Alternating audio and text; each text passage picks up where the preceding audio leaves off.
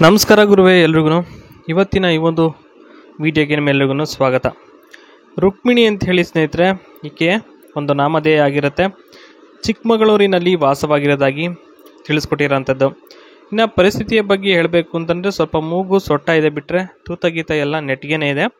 ಆದರೆ ಸ್ವಲ್ಪ ಮೂಗು ಅವರ ಅಮ್ಮನಂತೆ ಸ್ವಲ್ಪ ಸೊಟ್ಟ ಇದೆ ಅಷ್ಟು ಬಿಟ್ಟರೆ ಇನ್ನೆಲ್ಲವೂ ಕೂಡ ನೆಟ್ಟಗೆ ಇದೆ ಅಂತ ಇಲ್ಲಿ ಬಹಳ ನೇರವಾದ ನುಡಿಯಲ್ಲಿ ಇರತಕ್ಕಂಥದ್ದು. ಇನ್ನು ಚಾಳಿ ಬಂದ್ಬಿಟ್ಟು ಏನಪ್ಪ ಚಾಳಿ ಕಲ್ತಿದ್ದಾರೆ ಅಂದರೆ, ಚೆನ್ನಾಗಿ ಸುಖ ಕೊಟ್ಟು ಮೂರು ನಾಮ ಹಾಕೋದು, ಇಷ್ಟೇ ಮಾಡೋದು ಅಂತ ಇಲ್ಲಿ ಇರತಕ್ಕಂಥದ್ದು. ಇದೊಂದು ಚಾಳಿ ಸ್ನೇಹಿತರೆ ಭಾಳ ವರ್ಷಗಳಿಂದ ನಿಭಾಯಿಸ್ಕೊಂಡು ಬಂದಿದ್ದಾರೆ. ಮತ್ತು ಈ ಒಂದು ಚಳಿಯ ಬಗ್ಗೆ ಅವ್ರಿಗೆ ಆದಂಥ ಒಂದು ಹೆಮ್ಮೆಯ ಒಂದು ವಿಚಾರ ಅಂತ ಆ ಒಂದು ಗುಂಗಿನಲ್ಲಿ ಸ್ನೇಹಿತರೆ ಇದ್ದಾರೆ ಅಂತ ಹೇಳ್ಬೋದು. ಇನ್ನು ಎಲ್ಲ ನೆಟ್ಟಗೆ ಇಲ್ಲ ಅನ್ನೋದ್ರ ಬಗ್ಗೆ ಇಲ್ಲಿ ಮಾಹಿತಿ ಏನಪ್ಪ ಕೊಟ್ಟಿದ್ದಾರೆ ಅಂತ ನಾವು ನೋಡೋದೇ ಆದರೆ, ನೆಟ್ಟಗಿರುವುದನ್ನು ನೋಡಿ ಸುಖವನ್ನು ಅನುಭವಿಸಬೇಕು. ಹಾಗೆ ಸೊಟ್ಟ ಇದೆ ಮತ್ತು ಅಂಕುಡೊಂಕು ಇದೆ ಅಂತೆಲ್ಲ ನಗಬಾರ್ದು. ಯಾಕೆ ಅಂತಂದರೆ ಮನಸ್ಸಿಗೆ ಭಾಳ ಬೇಜಾರಾಗುತ್ತೆ. ಆ ಒಂದು ಕಾರಣಕ್ಕೋಸ್ಕರ ಅಂತ ಇಲ್ಲಿ ಅಷ್ಟೇ, ಇನ್ನೇನಿಲ್ಲ. ದಿನಕ್ಕೆ ಒಂದೊಂದು ರೀತಿಯಲ್ಲಿ ದಿಗ್ಗಿಸ್ಕೊಂಡು ಕೊನೆಗೆ 3 ನಾಮ ಹಾಕ್ತೀನಿ ಅಂತ ಹೇಳಿದ್ದಾರೆ. ಅಂದರೆ ಒಂದೊಂದು ರೀತಿಯಲ್ಲಿ ಬೇಕಾದ್ರೂ ನೀವು ಇಕ್ಬೋದು, ನಿಮ್ಗೇನಾದರೂ ಗೊತ್ತಿದ್ರೆ ಯಾವ ರೀತಿ ಇಡಬೇಕು ಅಂತ.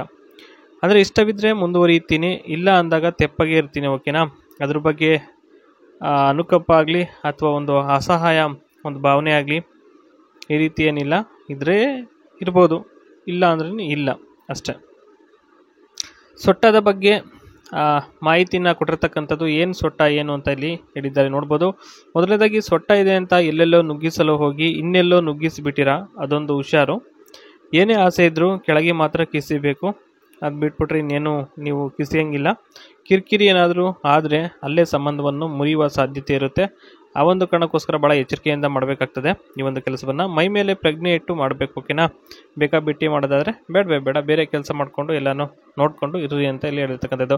ಇನ್ನು ಸ್ನೇಹಿತರೆ, ಇವರ ಒಂದು ಹೋಮ್ ಸ್ಟೇ ಇದೆ ಸ್ನೇಹಿತರೆ. ಈ ಒಂದು ಹೋಮ್ ಸ್ಟೇಲಿ ಏನೇನಿದೆ ಅಂತ ನೋಡೋದೇ ಆದರೆ, ಪೀಸ್ಫುಲ್ ಆ್ಯಂಡ್ ಪ್ರೈವೇಟ್ ಎನ್ವಿರಾನ್ಮೆಂಟ್ ಅಂತ ಹೇಳಿದ್ದಾರೆ.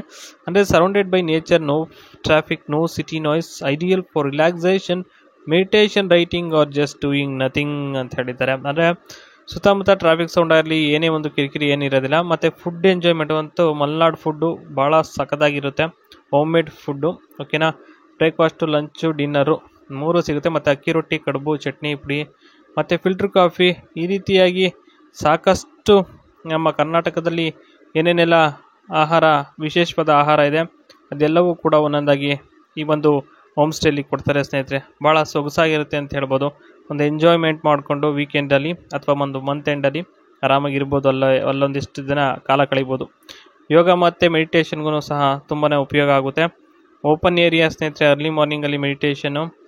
You can also request a guided relaxation session on weekends ಮಾಡಿಸ್ಕೋಬೋದು. ಓಕೆನಾ? ಇಷ್ಟು